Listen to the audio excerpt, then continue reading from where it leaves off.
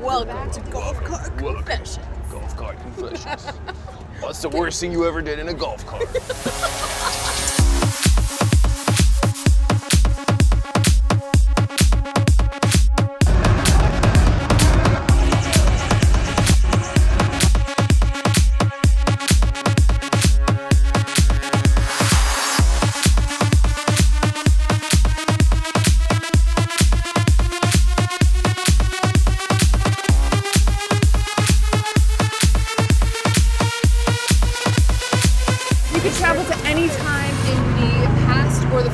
When would you go to and why? I will go to the future where the white people are slaves.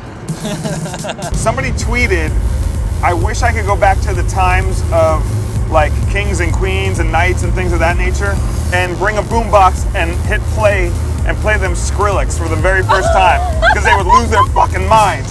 See, as a black person, it's hard to answer that question because I always think like, oh man, it'd be so cool to go. I love history, like I'm a history buff.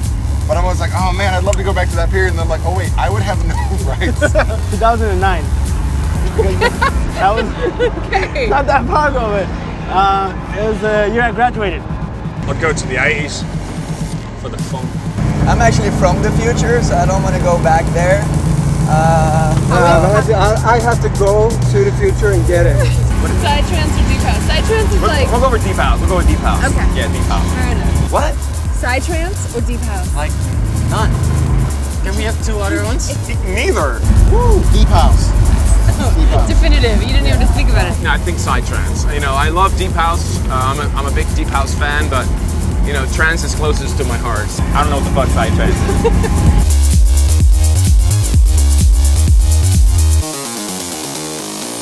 What is the first life-changing set that you ever saw? Doc Martin.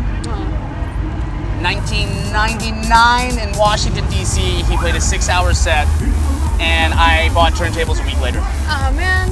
Hubert, DJ Apollo, and Mixmaster Mike, and they did a 3 or maybe 4 turntable setup where they all played together, and one guy did drums, one guy was like a horn, and the other guy was like another noise, and they did like an orchestra together. That was the moment the light bulb went off and made me realize the turntable is actually an instrument if you want it to be. It was 1993. And I saw an act called Fresh Fruit, which is now Chocolate Puma. You may know them now. Yeah. Okay. They've been around for so many years, and they used to be called Goodman, and Clutch, René et Gaston, and they did a live set that was, yeah. I mean, I was just barely old enough to go clubbing back then.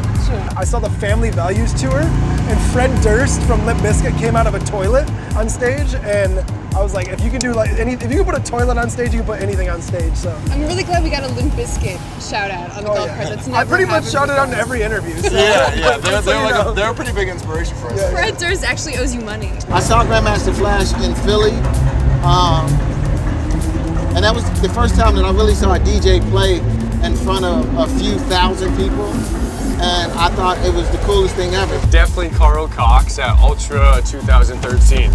Like, I went to that Ultra, and I spent a lot of time at the main stage back when I wasn't really like educated on underground music, you know? Sure. And I saw Carl Cox, and I just lost myself for like 2 hours, and it was nuts. Yeah. It was called Imagine, one of his first Armin only shows, and when I heard it, it completely changed my vision of music and everything. In the early 90s, when Sven Väth, you know, the German DJ, he had his club called The Omen. And that actually was really like life-changing for me, because this is when I heard techno and trance at that time for the first time, and that was a feeling completely unknown at that point, when everybody in the room had the same feeling, and well, it lifted off, so to speak. Yeah.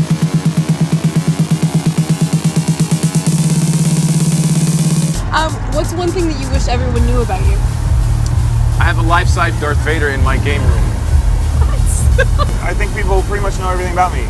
Other than like, I killed a man in like 1982, but whatever, right? Whatever about that, so whatever. I stole a candy bar from 7-Eleven when I was like 8 years old. Ooh.